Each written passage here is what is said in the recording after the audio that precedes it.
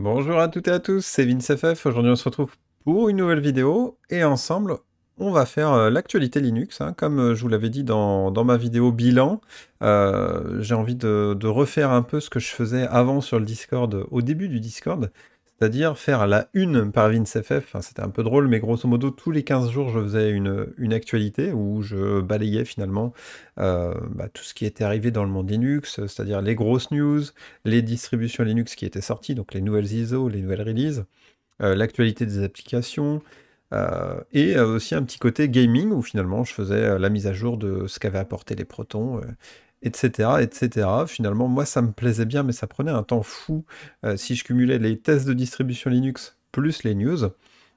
Donc là, les tests de distribution Linux, je vais les mettre un peu de côté, et je vais m'orienter un peu plus sur les news, même si j'ai bien entendu vos demandes, c'est-à-dire par exemple prendre le top 3 des distributions Linux et de faire des installations jusqu'à la configuration en mode gaming. Et je vais vous faire ça dans les prochains temps, hein. Je pense que d'ici l'été, vous aurez ça sur la chaîne, donc n'hésitez pas à continuer de me suivre. Bon, sur ce, on démarre. Donc, au sommaire d'aujourd'hui, je vais vous présenter finalement le nouveau site Gaming Linux FR. Vite, enfin, c'est juste histoire de vous dire que le site GLF fait peau neuve. J'espère que Choub pourra en parler avec moi dans une vidéo dédiée parce que c'est vraiment du très bon boulot ce qu'il a fait. Franchement, je leur remercie, c'est super cool ce qu'on a réalisé finalement dans la communauté, c'est vraiment génial. Du coup, on balayera les news Linux, on va regarder du coup quelles nouvelles ISO sont sorties ces 15 derniers jours, idem pour les applications majeures Linux, et on fera l'actualité gaming. Donc on démarre tout de suite donc par le nouveau site Gaming Linux FR. Donc il fait complètement peau neuve, il utilise WordPress. Euh, L'idée c'est de mettre vraiment plus en avant le wiki le plus possible et l'actualité. On a une notion de blog aussi, c'est-à-dire que si vous avez on va dire un talent comme pourrait l'avoir Lobotomie, où finalement il nous écrit avec sa petite mimine, sa plume finalement, du texte un peu humoristique sur l'actualité Linux. Franchement, c'est du bonheur en barre. Je vous conseille d'y aller faire un tour parce que je trouve que c'est assez unique. Ça n'existe pas vraiment sur le net et ça fait plaisir. C'est très propre, c'est vraiment très très bien écrit. Euh, voilà. Donc vous retrouvez les grosses actualités hein, qu'on arrivera à insérer sur le site. Donc aujourd'hui, c'est Tube qui le met en place. Euh, et encore une fois, je le remercie. Donc l'actualité, donc on ne sera pas au niveau de ce qu'arrivent à faire les grands médias, mais on va essayer de faire notre maximum.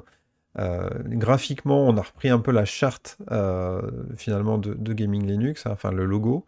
euh, et vous avez un mode sombre donc, qui était attendu. Je sais que beaucoup aiment le mode sombre, donc voilà, un mode sombre un peu plus classique. Donc j'espère qu'on va réussir à trouver le temps de le faire vivre au maximum. D'ailleurs, si vous avez la motivation hein, pour faire vivre le libre et communiquer dessus, n'hésitez pas à nous rejoindre. Franchement, on n'est pas contre d'avoir du soutien sur la gestion du site internet. Euh, Ça serait un vrai régal d'avoir un peu plus de soutien. En sachant que je remercie franchement Mastic, Lobotomie et Tube pour les efforts hein, que vous faites là-dessus. C'est vraiment au top. Donc il va falloir continuer comme ça. Donc du coup, sinon côté news, news Linux, donc on a Linux Torvald hein, qui nous fait part comme quoi le kernel 5.19 devrait sortir d'ici fin juillet, donc ça arrive relativement vite, hein, dans moins de 2 mois, en sachant que le kernel 5.18 vient tout juste de sortir. À première vue, on n'aura pas une grande révolution sur le desktop en x86-64. Par contre, le support ARM devrait être complet pour le kernel 5.19. Bon, donc pour tous ceux qui ont des Raspberry Pi ou des téléphones maintenant sous Linux, ça peut devenir très intéressant cette sortie de kernel 5.19. Autre grosse nouveauté, on a System76, donc les créateurs de Pop! OS, mais aussi les vendeurs d'ordinateurs, soit desktop, soit laptop, arrivent en Europe. Donc ça, c'est super cool parce qu'aujourd'hui, si vous vouliez acheter un ordinateur de système 76, bah, ça coûtait un bras parce que vous aviez des taxes supérieures, des frais de livraison assez forts. Donc le fait qu'ils arrivent en Europe, déjà, ça va diminuer les prix. Puis je trouve que c'est super encourageant parce que du coup, ça montre que System 76 fonctionne, qu'il se développe et que bah, on va avoir de plus en plus de PC équipés de Linux directement en vente, et ça c'est qu'une bonne nouvelle. D'ailleurs, en parlant de Linux qui se développe, on a GNOME qui maintenant se développe aussi sur le mobile. On avait KDE qui faisait ça. Maintenant, GNOME se développe aussi sur le mobile. C'est quand même vraiment cool. Donc on a quelques images là de à quoi ça pourrait ressembler. Moi, je vous avoue que je trouve ça hyper sexy. Déjà, j'aimais bien la version KDE, mais la version GNOME est encore au-delà, je trouve. Donc je trouve ça très propre. Donc on a vraiment la patte à un gnome, hein, ultra simple, ultra simplifié. Je trouve que ça donne envie. Perso, je ne serais pas contre tester le jour où la release est terminée.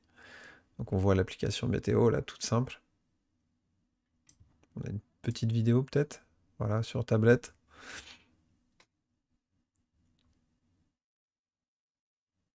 C'est simple, hein, c'est vraiment agréable. Bon après là, l'expérience qu'il montre, on la connaît déjà hein, sur un PC tactile.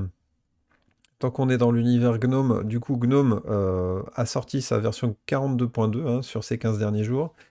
Franchement, l'amélioration, elle n'est pas majeure pour ceux qui ont déjà été sur GNOME 42. On a vraiment un support plus important côté Flatpak et côté Snap versus la GNOME 42 tout court.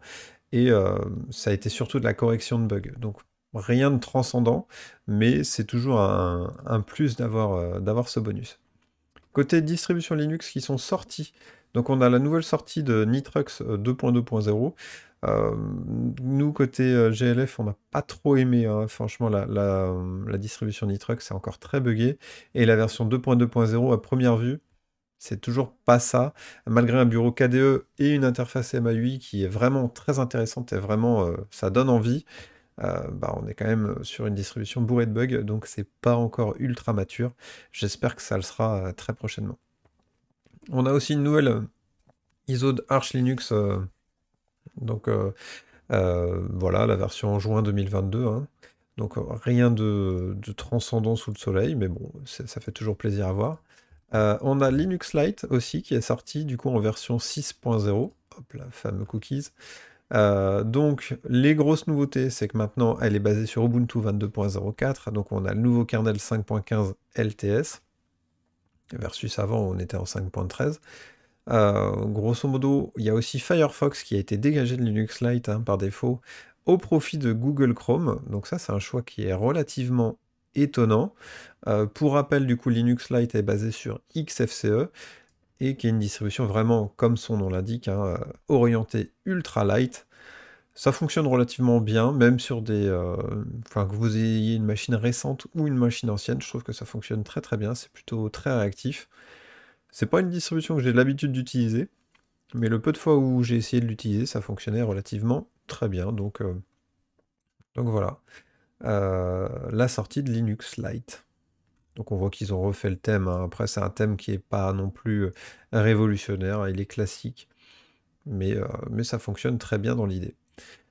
Sinon, grosse nouveauté, NixOS 22.05, donc celle-là, on l'a testée sur la chaîne, donc distribution ultra intéressante, atomique, avec un principe totalement novateur, par contre hyper difficile à prendre en main pour les nouveaux utilisateurs. Mais ils ont amélioré quelques petites choses. Donc avant, on devait créer un fichier de configuration où toute notre configuration est intégrée, du choix des applications au pilote que vous vouliez utiliser. Aujourd'hui, maintenant, tout est configurable dès l'installation via un calamares boosté aux hormones où vous aurez même le choix de vos applications. Ça, c'est vraiment génial parce qu'avant, l'installation du NixOS était vraiment compliqué. Aujourd'hui, ça commence à devenir simple, même si, clairement, les débutants, vous ne pouvez pas aller sur une NixOS, hein. Franchement, il faut comprendre la mécanique. Il faut savoir optimiser son fichier de configuration pour pouvoir y aller. Mais c'est vrai que pour ceux qui avaient peur finalement de l'installation de NixOS, aujourd'hui bah, c'est clairement facile, hein, en fait c'est orienté pour tous les curieux. Je pense qu'il y a une énorme porte ouverte qui s'est ouverte grâce à l'intégration de Calamares pour NixOS, et c'est ultra bienvenu. Côté autre distribution, on a Arch Labs qui est sorti aussi, du coup, dans sa version mai 2022. On a OpenSUSE Leap, auquel je vous ai aussi fait une vidéo, donc avec sa sortie en 15.4, donc avec l'intégration du kernel 5.14, les pilotes NVIDIA qui sont déjà en 515. Donc ça, c'est vraiment super cool. On a du coup l'intégration du kernel 5.24 LTS, GNOME qui est en 41. Aujourd'hui, c'est la distribution que j'utilise. J'ai viré Ubuntu pour mettre OpenSUSE Leap. J'ai craqué. Franchement, c'est une distribution que j'adore, hein, OpenSUSE. C'est pas forcément la distribution la plus easy to use que vous pouvez retrouver, mais une fois configuré, c'est un mastodonte, c'est ultra solide et c'est vraiment très très très agréable à utiliser. Côté application, kernel, pilote NVIDIA, du coup, on a le nouveau Mesa qui est sorti, donc 22.1, donc grosse amélioration hein, pour ceux qui utilisent des cartes graphiques AMD. On a les tout derniers pilotes NVIDIA qui sont sortis avec les premiers modules open source, donc ça c'est forcément à noter. Donc on est sur un pilote NVIDIA 515.48 aujourd'hui. Sur OpenSUSE, on est resté en 515.43 et niveau performance, ça envoie déjà du pâté, donc la version 48, bah, ça peut être que mieux. On a du coup les mises à jour classiques, hein, mise à jour du kernel Current 5.18.3, mais idem, hein, le kernel 5.17 a été mis à jour, le kernel 5.15.44 est sorti, et le kernel LTS 5.10.119 de Debian a aussi été mis à jour. Côté application, donc on a une nouvelle mise à jour de Thunderbird, la version 91.10, on a Ventoy qui a été mis à jour aussi pour faire vos ISO, on a Firefox qui est sorti en version 101, bon ça change pas grand chose, hein, c'est vraiment de la correction de bugs jusqu'à présent, mais vaut mieux ça que le fait que les bugs soient toujours là. On a Flowblade aussi qui est sorti du coup en nouvelle version. C'est un logiciel de montage vidéo que je ne connaissais pas. Jusqu'à présent, j'utilisais KDE Live et DaVinci Resolve. Mais finalement, ça ressemble un peu à ce que fait Final Cut. Bon, évidemment pas avec toutes les options que propose Final Cut. Mais côté interface et UI, ça y ressemble pas mal. Et en fait, je remercie Corben d'en avoir parlé parce que je ne connaissais pas du tout ce logiciel. Logiciel que je vais tester finalement pour faire le montage vidéo. Directement dispo dans le Flatpak, donc ça sera disponible sur toutes les distributions sans aucun souci. On a eu LibreOffice qui est sorti en version 7.3.4. On a la suite KDE Gear donc, qui est sortie en 22.04 et on a Flatseal qui est sorti en version 1.8. Pour KDE, les nouveautés, hein, c'est vraiment surtout orienté autour de Dolphin et de KDE Live qui sont encore plus intégrés à la suite KDE. On va passer aux news gaming. Donc on a fait... Je m'étais mis un objectif de 15 minutes hein, pour la vidéo, donc on est déjà à 12. Et je n'ai pas parlé du gaming, en sachant qu'il y a quand même pas mal de news gaming. Donc bon, allez, je continue. Grosse nouveauté, donc on a Baldur's Gate Dark Alliance. Je ne sais pas si vous connaissez la suite Dark Alliance hein, des Baldur's Gate. Pour moi, c'est une suite vraiment géniale. C'est-à-dire que c'est une sorte de Diablo-like. Bon, grosso modo, c'est un hack and slash hein, dans l'univers Dark Alliance. Graphiquement, ça envoie pas du rêve, mais côté histoire, si c'est dans la suite hein, des Baldur's Gate, ça va être vraiment très intéressant. Donc voilà pour la partie Baldur's Gate. On a l'arrivée de The Last of Us aussi qui a été annoncée sur PC. Si c'est dans la même veine que finalement les sorties Sony, donc God of War, qu'est-ce qu'on a eu d'autre? On a eu God of War. J'ai perdu le nom du jeu. Horizon Zero Dawn, voilà, j'ai retrouvé, c'est Horizon Zero Dawn. Donc God of War et Horizon Zero Dawn sont ultra compatibles hein, sous Linux. Donc voilà, si c'est dans la même veine, c'est super cool. Côté Humble, on a vraiment un super bon pack de bundle qui est sorti là dernièrement, donc je vous le recommande. Pour 18,19€, finalement, vous vous retrouvez avec Monster Hunter World, qui est vraiment ultra compatible sous Linux, c'est excellent. On a la suite Devil May Cry 5, on a tous les Devil May Cry, hein, finalement, dedans. Moi, j'adore, hein, c'est une suite que j'adore. On a un coupon pour avoir 50% de réduction sur Monster Hunter Rise. On a Street Fighter V, qui est aussi compatible hein, sous Linux, aucun problème. Dragon's Dogma. On a encore Devil May Cry, j'ai adoré d'ailleurs celui-là. Ultra Street Fighter 4. Franchement, c'est un must-have hein, pour ceux qui adorent Du coup, les Street Fighter. On a un coupon aussi pour avoir du coup finalement une grosse majorité des DLC de Street Fighter V. C'est toujours bon à prendre si jamais vous voulez. Et après c'est un peu moins connu, on a Strider qui est sympa, mais franchement pour ceux qui veulent faire du Monster Hunter, du Street Fighter et du Devil May Cry, pour 18 euros, franchement c'est pas mal. Franchement c'est pas mal du tout. Côté Humble Choice, on a aussi du lourd. Donc Chouk, on a franchement du lourd sur juin. Donc comme vous pouvez le voir, donc sur juin, donc on a Star Wars Squadrons. Donc là c'est la version origine qui est livrée. Donc le Metacritic est à 79%, donc c'est pas trop mal. On a, c'est un jeu qui coûte 37 euros normalement hein, si vous l'achetez sur origine aujourd'hui. Donc du coup c'est un shooter spatial, presque de la simulation. Ça peut paraître bizarre, mais c'est vraiment sympa. On peut peut-être mettre la vidéo. Enfin, franchement, ça envoie du pâté.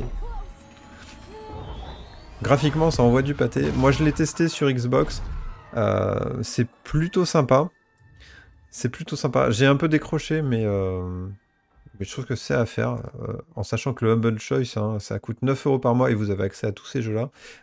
Et c'est pas un abonnement. Enfin, c'est un abonnement que vous payez 9 euros par mois, mais tous les mois, vous avez entre 7 et 10 jeux qui sont quand même plutôt intéressants. En deuxième jeu, on a Phoenix Point, donc finalement qui est un tactical RPG. Enfin, c'est dans la veine des XCOM pour ceux qui connaissent, donc c'est vraiment un tactical au tour par tour.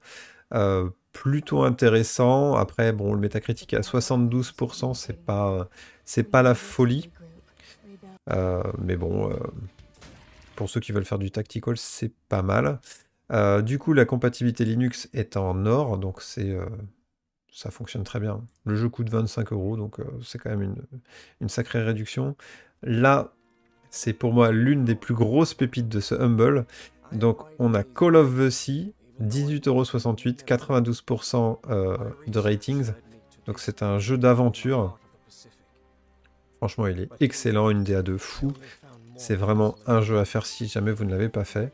Et il est platine sous Linux, donc vous pouvez y aller les yeux fermés. Ensuite, on a Game Deck. Donc ça, c'est un jeu que je ne connais pas du tout, que je vais faire. Donc c'est un RPG dans l'univers de Cyberpunk. Donc ce qui est étonnant, c'est que marqué non-combat. Donc ça se trouve, il n'y a pas de combat. Je ne sais pas du tout... je ne sais pas du tout vous en parler. Donc 81% de métacritique, donc c'est pas mal. À voir, à tester. En tout cas, c'est disponible. On a Pumping Jack. Donc ça, c'est un jeu ultra bizarre dans un univers un peu à la Medieval, avec un univers complètement barré. Donc il est classé or, hein, compatibilité Linux. Il est à 28,03 € normalement. Donc là, pour 9 euros, vous l'avez, c'est quand même plutôt cool. Pour ceux qui kiffent l'ambiance un peu Medieval, ça peut être intéressant. Donc jeu de plateforme, d'aventure, action quoi. Un Medieval-like finalement. Ça peut valoir le coup, hein. Ça peut valoir le coup clairement de le tester. Ensuite, on a Siege Survival Gloria Victis. Donc ça, c'est un jeu de... C'est un RPG, hein, finalement. Stratégie. Ratings 83%, donc plutôt bien noté. Compatibilité en or. C'est pas le genre de jeu que j'aime jouer, mais pour ceux qui sont... pour ceux que ça attire, c'est disponible. On a I Am Fish, aussi un jeu un peu barré. Très sincèrement. Donc c'est un jeu d'aventure où vous incarnez un poisson. Franchement, ça a l'air tout choupi. Je ne l'ai jamais testé. 76% de ratings. Donc plutôt sympa. Donc si vous l'incarnez finalement, le petit de Nemo, c'est marin, je crois. Le jeu est notifié argent en compatibilité Linux. Donc potentiellement, ça peut être difficile à faire tourner sur Linux. Mais à la limite, ça se tente. Et le dernier, c'est Super Hot. Donc ça, c'est un jeu ultra connu, 90% de métacritique. Donc c'est un FPS bien bourrin avec une DA complètement folle, hein. Franchement, c'est une DA de ouf. Je crois qu'il était disponible en VR aussi. Alors, je ne sais pas si le Mind Control Delete est aussi en VR. C'est une DA très particulière, très nerveux comme jeu. Je vous recommande au moins de le tester. Franchement, ça vaut vraiment le coup. Ensuite, il coûte 25 euros, là vous l'avez pour 9 euros avec tous les autres jeux. Il est natif Linux, donc vous vous posez pas la question de si ça fonctionne ou non. Euh, pour moi, c'est quand même un must-have. Donc entre Call of Duty, Super Hot et Squadrons, plus quelques surprises qui sont plutôt cool. Que vous soyez sur Linux ou sur Windows, franchement, hein, le mois de juin vaut le coup. Je vous ai fait un petit récap que vous retrouverez finalement en bas de la description, donc avec tous les jeux qui sont sortis au mois de juin, avec leur genre, leurs ratings, leur prix et leur compatibilité Linux ou non, en sachant que je fais ça déjà depuis un certain temps. Donc si jamais vous êtes abonné au Humble Choice depuis quelques temps, bah, vous allez retrouver directement cette liste euh, bah, dans le récap, quoi. Donc on repart pour la suite. Donc on a fini la phase des Humble. On a Valve qui a annoncé finalement les 10 jeux les plus joués sur le Steam Deck. Donc Steam Deck, hein, finalement la console, hein, de Steam. Les 10 jeux sont sans grande surprise. On retrouve en première position Elden Ring qui fonctionne admirablement bien sur Linux. On a Vampire Survivors, on a Rogue Legacy 2, on a Stardew Valley, euh, on a Slave Spire, on a No Man's Sky, on a Hades, The Witcher 3, The Binding of Isaac, et on a Aperture. Finalement, on a que du gros jeu, de l'indépendant ou du gros jeu. Franchement, c'est quand même une sacrée liste, et c'est là aussi où on se rend compte que finalement, le jeu vidéo sous Linux a été quand même ultra développé. C'est-à-dire que quand vous voyez du Elden Ring, du Stardew Valley, du No Man's Sky, du Slave Spire, du Hades, du Witcher 3, on est quand même ultra bien loti. Ça fonctionne sur Steam Deck et ça fonctionne très bien sur Linux en général, hein. Ensuite, autre news, on a Splitgate qui est sorti, qui a sorti du coup sa saison 2. On est toujours en bêta. C'est un jeu natif Linux. Je vous avais dit qu'il ne fonctionnait pas sur ma Ubuntu, et je confirme, il ne fonctionne pas sur ma Ubuntu, mais sur OpenSUSE il fonctionne, donc je ne comprends pas. Il y a un truc que la base Ubuntu fait qui ne plaît pas du tout à Splitgate, mais à la limite, peu importe, hein, si ça fonctionne du coup sur toutes les autres bases Linux, c'est peut-être pas un gros problème. Donc Splitgate est un fast FPS uniquement multijoueur. Je sais que dans la communauté GLF, on adore jouer ensemble, c'est quand même à chaque fois des bonnes soirées. Donc si jamais vous voulez déjà intégrer la communauté GLF et faire des parties de Splitgate ensemble, c'est le moment. La nouvelle saison est sortie. Moi, c'est un jeu que j'adore jouer, hein. Ça me fait penser au Unreal Tournament, au Halo et un peu à Portal. C'est vraiment un mix de folie. Donc, franchement, n'hésitez pas. C'est ressorti, c'est un free-to-play, c'est gratos. Donc, c'est quand même plutôt cool. Sinon, côté Proton, nouvelle mise à jour de Proton, donc qui intègre des trucs plutôt sympas. Le premier gros point, c'est une énorme mise à jour sur les performances de Dota. Sinon, en autre, Dota 2, hein, donc il y a aussi un free-to-play donc de Valve. Ensuite, on a quand même de l'amélioration sur la compatibilité Linux. Donc on a V-Rising qui est finalement maintenant jouable sous Linux, donc directement avec les protons stables, hein. Là, je parle du Proton 7.0-3, donc directement intégré à Steam. Vous n'avez pas besoin d'installer un Proton Glorious Eagle pour pouvoir y jouer maintenant. Donc on a Split Second, on a Star Wars Episode 1 Racer, donc là on parle du remake. Voilà, après les autres jeux, je les connais un peu moins, mais du coup, ça fait quand même une grosse liste de mises à jour. Et aussi, on voit du coup une amélioration de Street Fighter V. Je vous disais qu'on avait finalement le Humble Bundle de ce mois-ci, là, de Capcom, euh, qui est vraiment fou. Et finalement, le tout dernier Proton améliore euh, le framerate pendant les matchs en ligne, donc c'est quand même plutôt bienvenu. On a le Proton expérimental qui a été mis aussi à jour avec une intégration de Final Fantasy XIV qui est encore améliorée. En ce moment, j'y joue moi sur Final Fantasy XIV et ça fonctionne vraiment à merveille, donc faut pas s'en priver, hein. Donc Proton expérimental et Final Fantasy XIV, donc c'est un gros bonus. On a Heroic Games Launcher aussi qui a été mis à jour. Donc du coup, c'est une intégration meilleure avec Flatpak et aussi avec le Steam Deck d'ailleurs. Et en dernier point, et je vais clore là-dessus après 25 minutes d'actualité, qui est pour moi l'une des meilleures news d'actualité Linux, hein, de ce début de juin 2022. c'est finalement les cartes graphiques qui sont enfin accessibles, que vous ayez un budget restreint ou non. Bon, on est toujours aux alentours des 500 € pour une carte graphique décente, mais ça commence à être potable, donc très franchement, je vous conseille de vous mettre un favori sur Deal Labs si jamais vous cherchez une carte graphique, mais on se retrouve avec des cartes graphiques déjà disponibles, ça c'est un gros point, mais on se retrouve avec des cartes graphiques aux alentours des 600 € pour une RTX 3070. C'est quand même plutôt cool, ou des 6700 XT pour 515 € là. Moi je trouve que ça commence à être vraiment sympa. Là on a une carte graphique 6750 XT pour 569 €. Ça commence à valoir clairement le coup, même si évidemment là dans 4 mois, 5 mois, on va se retrouver avec les nouvelles générations de cartes graphiques. Mais est-ce qu'elles vont être disponibles ou non? Est-ce qu'il va y avoir un énorme gap graphique? En tout cas, si jamais vous avez besoin d'une carte graphique, ça fait 2 ans que vous en avez besoin, là c'est vraiment le moment ou jamais d'en profiter. Donc voilà, on a fait le tour finalement de toutes ces actualités Linux, donc il y en a quand même pas mal, hein, si je cumule actualité Linux plus gaming. Donc voilà, j'espère que ça vous plaît ce nouveau format. Je ne sais pas si je vais en faire un tous les 15 jours ou tous les mois, en sachant que ça prend quand même pas mal de temps à faire le check hein, finalement de toutes ces mises à jour. J'espère que ça vous intéresse. N'hésitez surtout pas à me mettre en commentaire vos retours. Et bah, finalement, si vous souhaitez en parler, si vous voulez faire quelques parties de jeux vidéo aussi, hein, n'hésitez pas à intégrer le Discord, il est fait pour ça. Sur ce, je vous dis tchuss et à la prochaine.